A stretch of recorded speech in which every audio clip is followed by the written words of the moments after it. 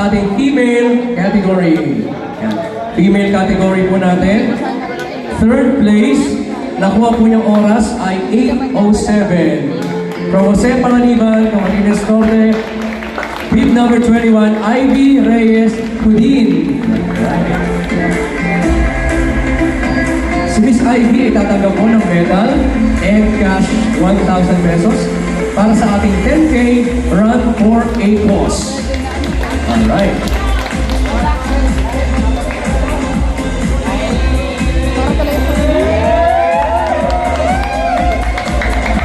Wala pong sinasabing Clarence ha.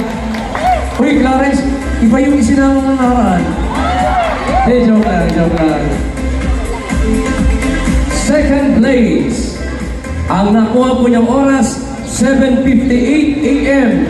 from Gisikan, Labo. Bib number 3, Jomeline Cortez. Parang Manny Pacquiao naman na. 7:58, Jomeline. Ang lakas naman talaga ni Jomeline. Okay, congratulations. Tabi ka na dyan.